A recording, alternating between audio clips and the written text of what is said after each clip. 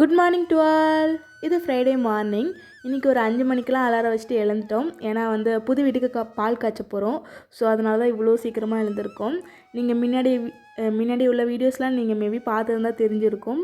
அருணுக்கு வந்து வேறு வேலை மாற்றுறாங்க. ஸோ அதனால் வந்து அங்கே வந்து வீடு ஷிஃப்ட் பண்ணணும் அருண் ஆஃபீஸ்கிட்ட. ஸோ அதனால் 2 வாரத்துக்கு முன்னாடியே வீடெல்லாம் போய் பார்த்து வச்சுட்டு வந்தாச்சு.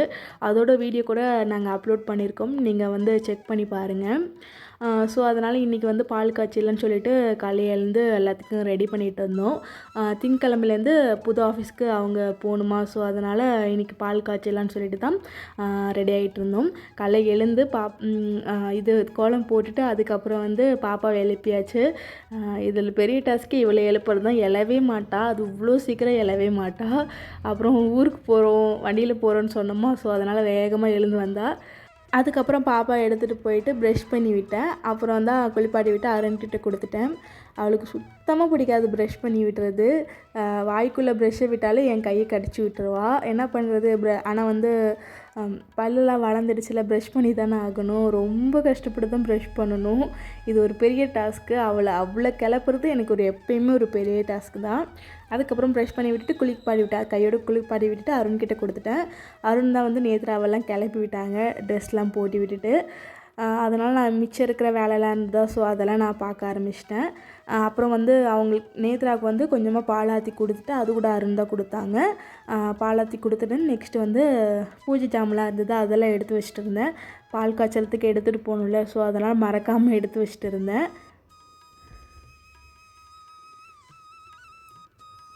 மறந்துடுவேன்னு சொல்லிவிட்டு நைட்டே எல்லாமே எடுத்து வச்சிட்டேன்.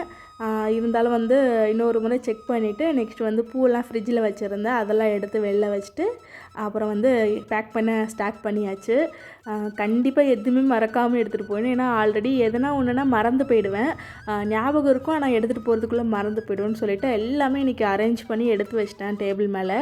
ஸோ அதனால் எடுக்கிறதுக்கு கொஞ்சம் ஈஸியாக இருந்தது. எடுத்து வச்சுட்டு அப்புறம் பேக் பண்ணிவிட்டு கிளம்பியாச்சு.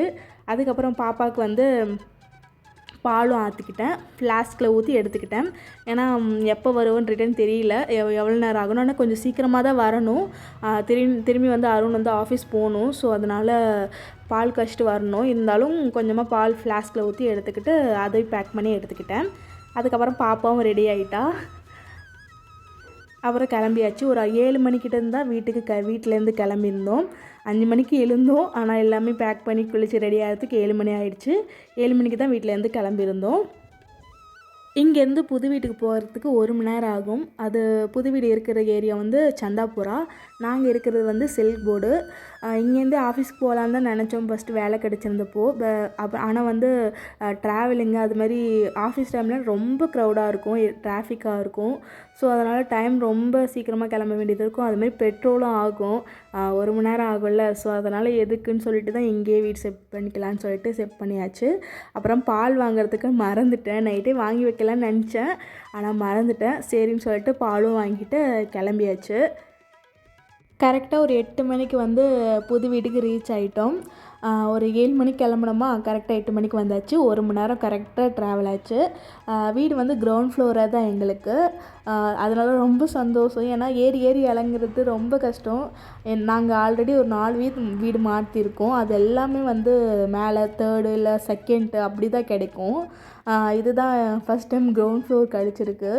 இருந்தாலும் இந்த வீட்டில் மேலே ஃப்ளோர் கிடச்சிருந்தா கூட பிரச்சனை இல்லை தான். ஏன்னா வந்து இது லிஃப்ட் இருக்குது, பிரச்சனை இல்லை. இருந்தாலும் கிரவுண்ட் ஃப்ளோர் கிடச்சிருக்கு, பரவாயில்ல.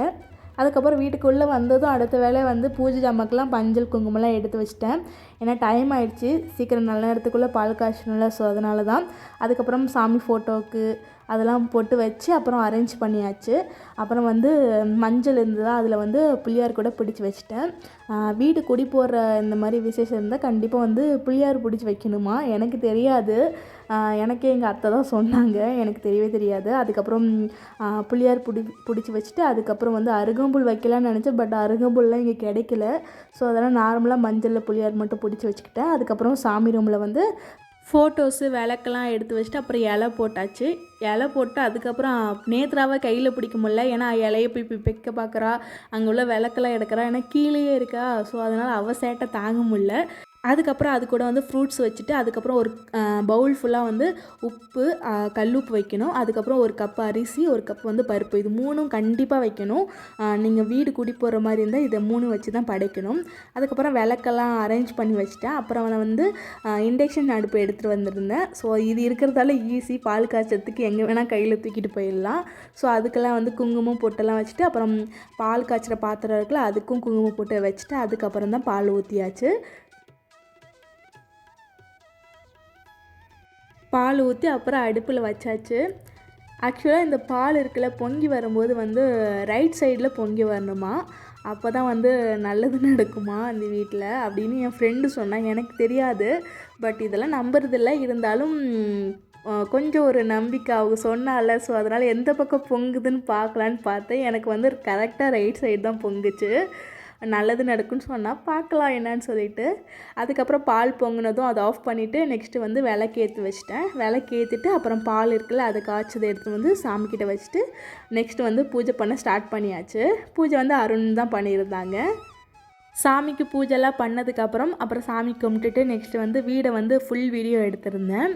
அன்றைக்கி வந்து வீடு பார்க்க வந்தல, அன்றைக்கி வந்து வீடியோ எடுக்கலான்னு நினச்சேன், பட் மறந்துட்டேன். அதுமாரி டைமும் கிடைக்கல எனக்கு திரும்பி வந்து எடுக்கிறதுக்கு. ஸோ அதனால் சொல்லிவிட்டு இன்றைக்கி எடுக்கலான்னு சொல்லிட்டு ஃபுல் வீடியோ வந்து நான் வீடியோ எடுத்துகிட்டு இருந்தேன்.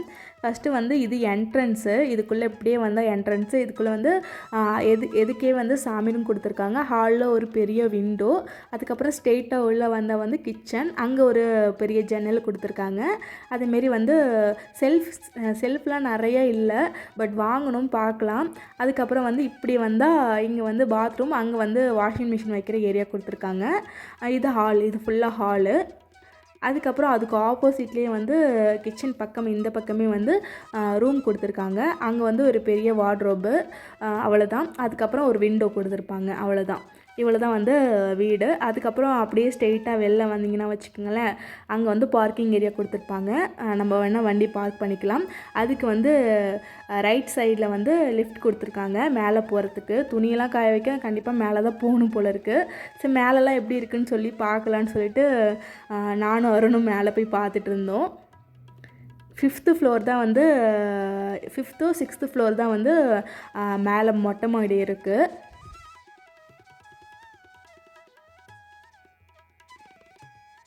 ஸோ மேலேருந்து பார்த்தபோது நல்லா இருந்தது வியூவு. ஏன்னா வந்து ஃபுல் சிட்டியும் அவ்வளோ சூப்பராக தெரிஞ்சுது. ரொம்ப உயரத்தில் இருக்கா, கொஞ்சம் பயம்தான். அங்கேருந்து பார்க்கும்போது நல்லா இருந்தது வியூ. வேணால் நாங்கள் அவ்வளோவா மேலே வரமாட்டோம், சரி சும்மா பார்க்கலாமேன்னு சொல்லிட்டு தான் வந்து பார்த்தோம். பாருங்கள் எவ்வளோ அழகாக இருக்குன்னு சொல்லிட்டு. இங்கேருந்து பார்த்தா குட்டி குட்டி குட்டியோண்டு வீடு தெரியுது. வியூவெலாம் சூப்பராக இருந்தது. நல்ல காற்று கூட அடிச்சிட்டு இருந்தது.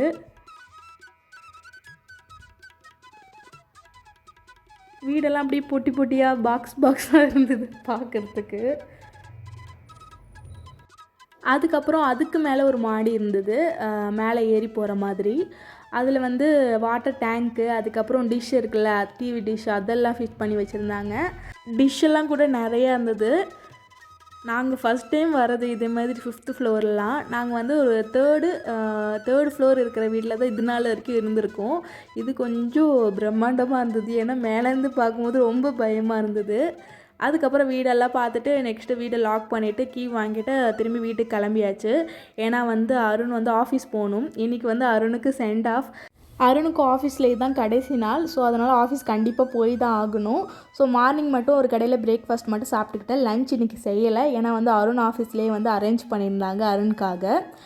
ஸோ அவ்வளோதான் கேஸ், வீட்டுக்கு கிளம்பியாச்சு. இந்த வீடியோ உங்களுக்கு பிடிச்சிருந்தா இந்த மாதிரி வீடியோக்கு நம்ம சேனலை சப்ஸ்கிரைப் பண்ணி வச்சுக்கோங்க. இதுக்கப்புறம் வர வீடியோஸ் எல்லாம் வீட் ஷிஃப்டிங் வீடியோஸ், அப்புறம் திங்ஸ் எல்லாம் அரேஞ்ச் பண்ணுற மாதிரி வீடியோஸ்லாம் அப்லோட் பண்ணுவேன். நீங்கள் டைம் கிடைக்கும்போது செக் பண்ணி பாருங்கள். அவ்வளோதான் கேஸ், நெக்ஸ்ட் வீடியோவில் பார்க்கலாம். பை.